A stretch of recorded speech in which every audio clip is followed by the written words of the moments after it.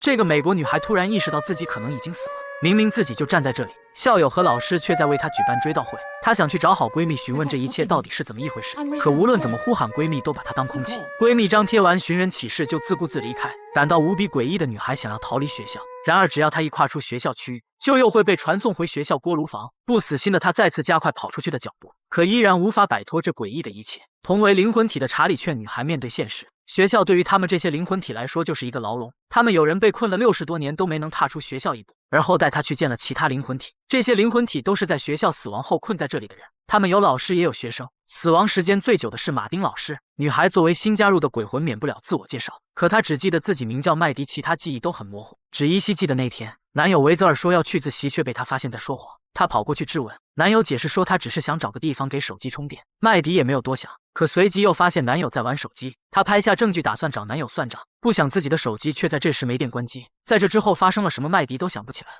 没有凶手，没有死因，就连尸体都没有。其余灵魂体震惊，像麦迪这样的情况他们还是第一次遇到。为了帮麦迪找回记忆，查理带着麦迪游走在学校，麦迪竟然看见有人在他的寻人启事上涂鸦，生气的他想要撕掉，却发现根本做不到。查理解释说，虽然灵魂体可以碰到实物，却无法干涉现实世界。就在麦迪挫败之际，突然发现好友西蒙和男友泽维尔争吵了起来。西蒙作为麦迪的男闺蜜，一直对她的失踪耿耿于怀，觉得是泽维尔作为麦迪的男友却没有任何作为，所以她理所当然的怀疑麦迪失踪是男友搞的鬼。泽维尔好像做了亏心事，拿起书包就想离开，就在两人拉扯之际，却有了意外发现。麦迪的手机竟然从泽维尔的书包里掉了出来，见此包括麦迪在内的所有人都傻了眼。私藏如此重要的证据，肯定和麦迪失踪脱不了干系。泽维尔因此被警察带走问话，但麦迪却不愿意相信杀害自己的凶手是男友。不过西蒙已经认定维泽尔就是凶手，所以拦下刚被问完话的泽维尔要给他好看，可泽维尔却一口咬定自己与麦迪的死无关，两人一言不合直接开打。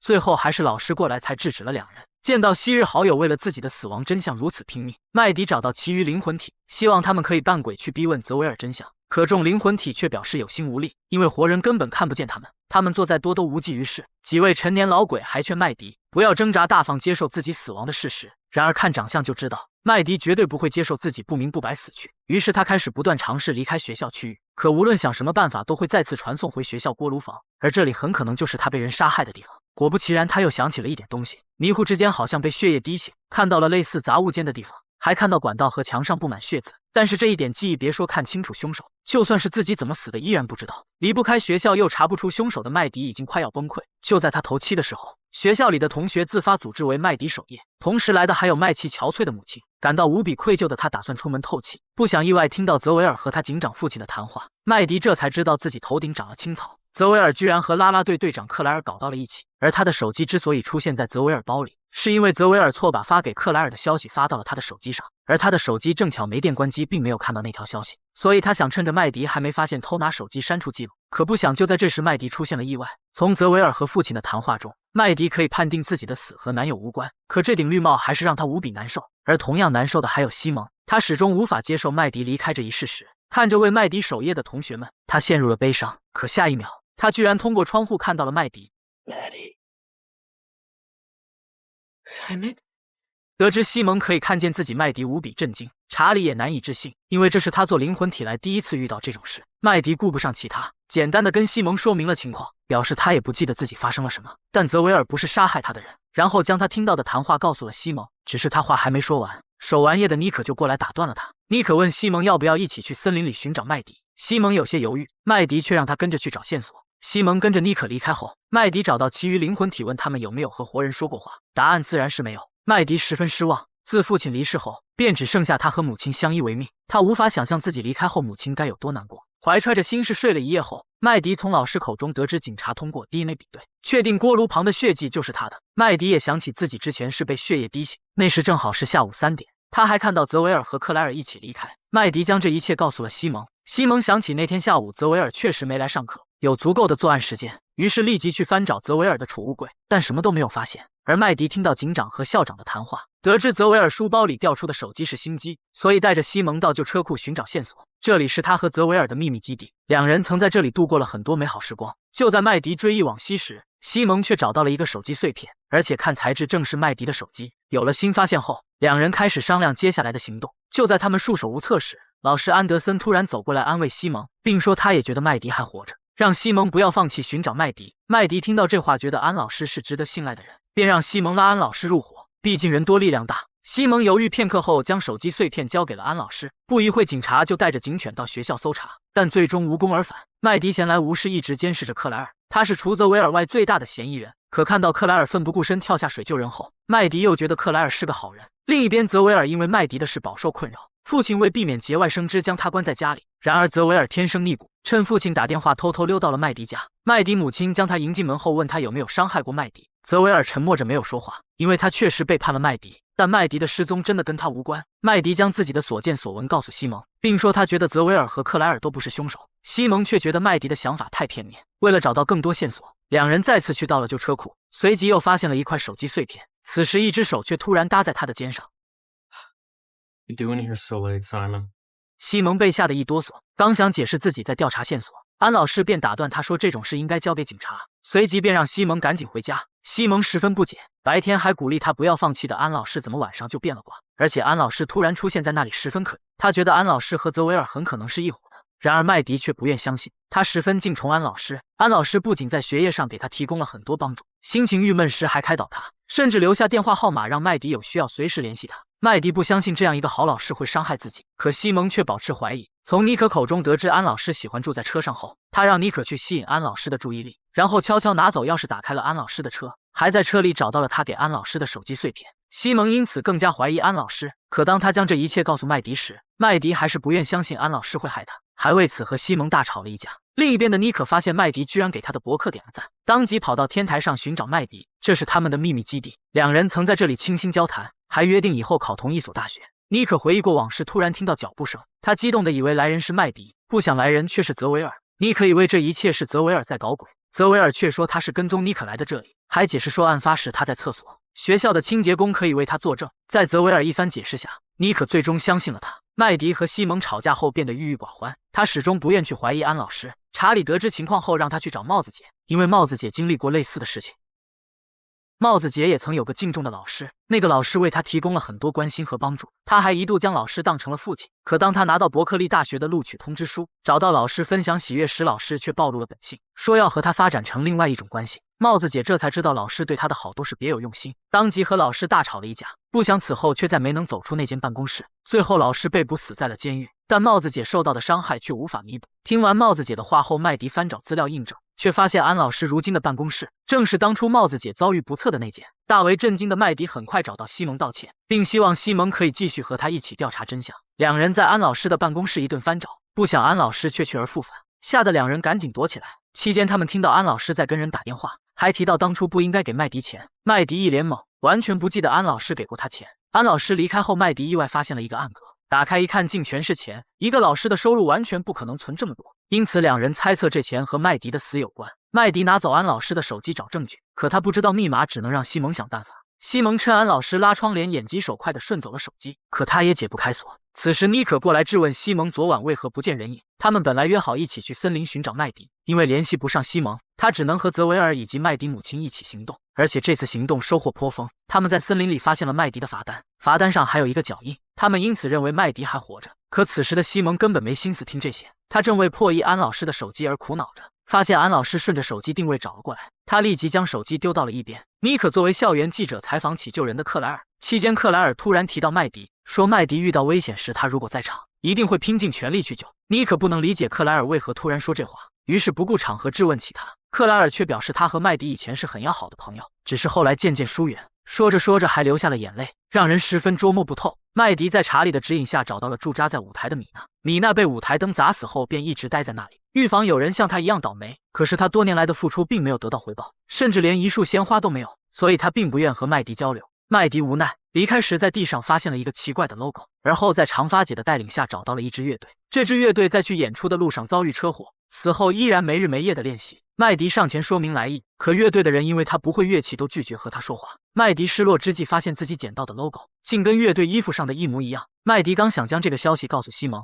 就看到西蒙被警察带走。原来西蒙举报了安老师，但警察并没有找到钱。安老师还主动上交了手机碎片，警察这才将西蒙带到警局问话，还表示经过他们的调查推断，麦迪的失踪很可能是自导自演，而安老师就是他找的背锅侠。看到过麦迪灵魂体的西蒙自然不信，麦迪此时也不遗余力地寻找着线索。他找来一束鲜花送给米娜，收到鲜花的米娜顿时开心得像个孩子，然后便打开了一个秘密通道，里面放着很多 logo。原来安老师一直在中饱私囊，他给旧乐队服贴上不同的 logo， 以旧充新，私吞了买队服的钱。麦迪发现后，立即让西蒙去揭穿安老师。西蒙再次找到校长举报，有了真凭实据，安老师终于被逮捕。现在只要破解安老师的手机，便可以顺着这条线索继续追踪。麦迪终于可以安心的看个电影。期间，长发姐突然拿出手机要跟他合照。麦迪疑惑地问长发姐怎么知道手机密码，长发姐表示她知道所有人的密码。麦迪眼睛一亮，立即追上西蒙，说出了安老师的手机密码，然后找到案发当晚的通话记录打了过去。电话没有接通，但他们却通过语音留言得知对方是克莱尔，而电话那端的克莱尔则十分惊恐。得知克莱尔和安老师有关系后，西蒙怀疑克莱尔是帮凶。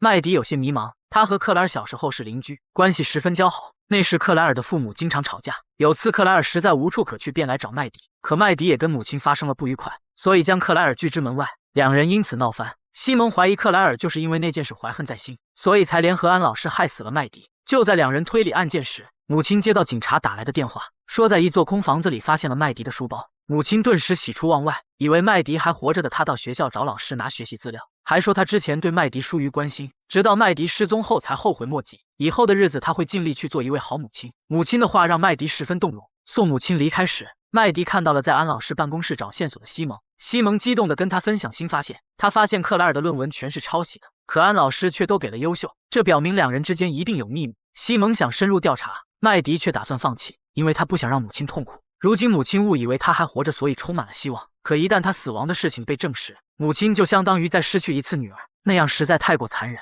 而泽维尔得知书包的事情后，独自到空房子寻找线索，随后看到一个黑影从窗户逃走，而且经过调查发现那个空房子正好是克莱尔继父的房产。更奇怪的是，足球比赛时，身为啦啦队队长的克莱尔却姗姗来迟，还一副六神无主的样子。看到警察经过，他甚至害怕地吐了起来。与此同时，母亲为了找到麦迪，趁运动会人多发起了寻人启事。他四处张望，却始终没有看到熟悉的身影，最后只能失望地转身离开。麦迪见此产生了动摇，他知道母亲的希望终将破灭，比起一次次地失望，或许早点让母亲接受现实更好。此时西蒙突然找了过来，原来刚刚他们收到了一个视频，视频中克莱尔威胁安老师给他的论文评全优，不然就揭穿安老师的秘密。西蒙怀疑这个视频是清洁工拍的，因为早上他去拿钥匙时看到清洁工正在看视频，清洁工却否认那个视频是他发的，还表示他这样是为了保护西蒙。原来自从麦迪失踪后，学生们就将那里当成了网红打卡地，在上面肆意涂鸦，很多都是对麦迪的嘲讽和谩骂。他不想给西蒙添堵，这才将视频藏了起来。清洁工这边没能找到线索，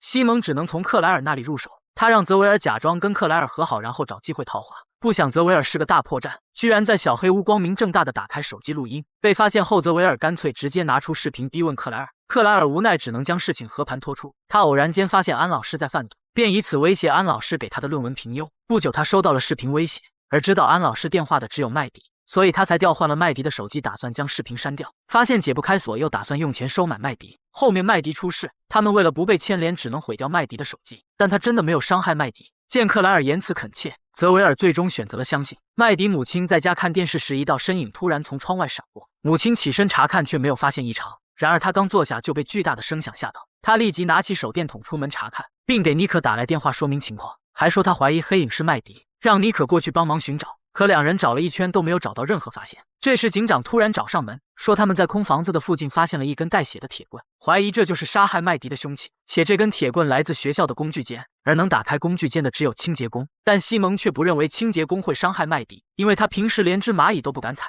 泽维尔也可以为清洁工作证，因为案发时清洁工正在厕所修窗户。就在几人商量该怎么为清洁工洗脱嫌疑时，妮可却一个人来到小树林，不知道在埋些什么。第二天，西蒙来找妮可一起去学校，却发现妮可拍了很多麦迪的照片。本以为这是因为两人的关系好，却不想在他离开后，妮可却将照片全部烧毁。西蒙三人聚在一起商量对策。克莱尔觉得只要找到拍视频的人，就可以证明清洁工的清白，但是在此之前，他们得先去警局寻找是否还有其余对清洁工不利的证据。路过的妮可听到这话，突然嘲讽克莱尔是绿茶，说他几个月前还对麦迪不屑一顾，现在却装出一副很上心的样子。这很可能是他转移注意力的手段。西蒙意识到妮可有些不对劲，但以为他是太担心麦迪才会如此，所以并没有多想。另一边，麦迪为恢复记忆尝试了各种办法，吃带有刺激性气味的食物，听熟悉的音乐，但都毫无作用。就在他们打算试试催眠时，长发姐却说应该找个招魂师。为了早点找回记忆，麦迪只能答应尝试。可招了半天，他什么都没想起来。长发姐倒是身临其境的再次体验了死亡，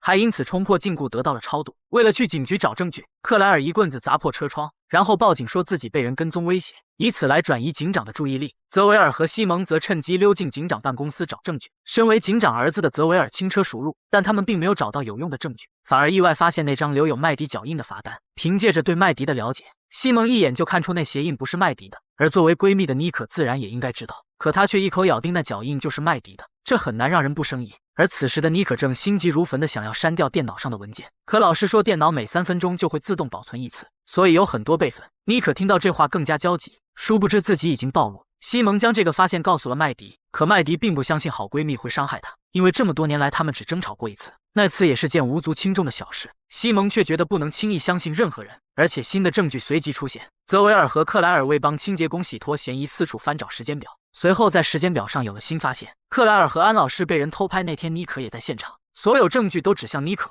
麦迪也不得不怀疑。随即他们找到了正在删视频的妮可。 Don't bother, Nicole.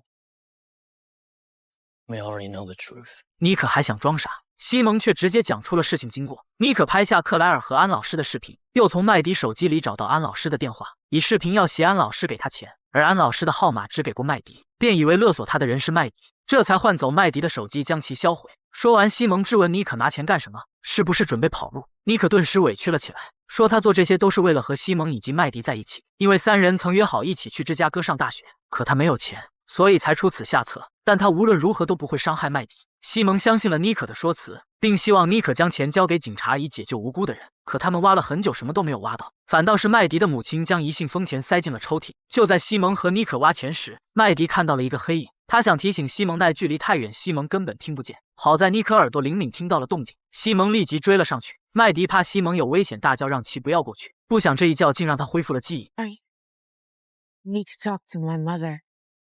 Why? I think she may have killed me.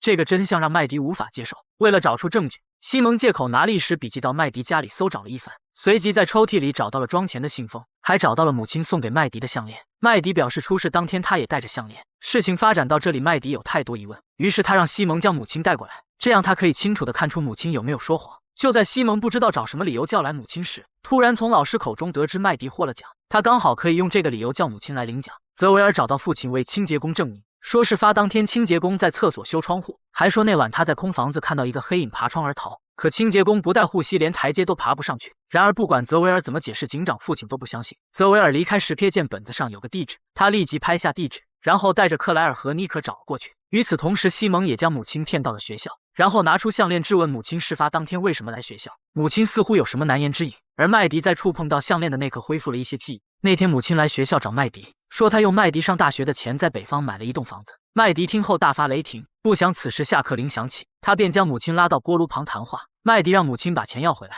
可母亲却不同意，还说他是大人有资格做决定。麦迪听到这话难过的流下眼泪。自父亲离世后，他便活得像个孤儿，母亲因为吸毒对他不管不顾，甚至连自己都还要他来照顾。在痛斥完母亲的不负责任后，麦迪取下项链丢给母亲，要和他断绝关系，随后便赶走了母亲。由此可见，母亲也不是伤害麦迪的人。洗脱母亲的嫌疑后，西蒙打电话询问妮可这边的进展。泽维尔意识到这样下去不是办法，于是决定去房子里一探究竟。妮可紧随其后，克莱尔则留在车上放风。两人拿着手电筒在漆黑的房子里搜寻，奈何什么都没有发现。外面放风的克莱尔突然看到一个人影，怕两人有危险，他立即跑进去提醒。下一秒，房门发出巨响。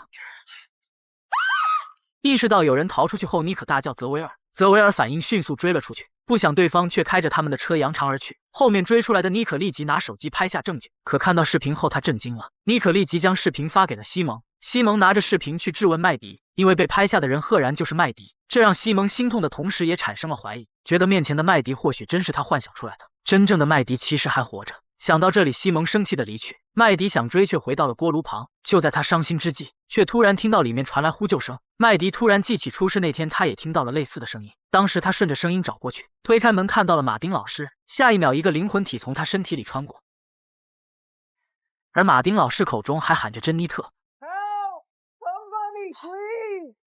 记忆戛然而止。麦迪再次顺着声音找过去，发现被困在里面的是查理三人。原来自从长发姐超度后，他们便一直在寻找超度的方法。翻阅资料后，发现马丁老师的死不是意外，而是他自己故意为之，且马丁老师还一直记录着他们的情况，好像把他们当成了实验品。就在他们打算找马丁老师对峙时，却被反锁在了里面。此时他们知道这一切都是马丁老师在搞鬼，于是提醒麦迪不要相信马丁老师。可此时马丁老师已经出现在麦迪身后。与此同时，一个女孩拿着钱去买票，售票员问她的名字，女孩脱口而出珍妮特3个字，随即纠正说自己叫麦迪，而她也跟麦迪长得一模一样。校风第1季的故事到这里就结束了。如果你喜欢追剧又没有时间，那么不妨点个爱心和关注，我会持续更新一整部的剧集解说，保证让你一口气看到爽。我是尚书，期待和你的下一次相遇。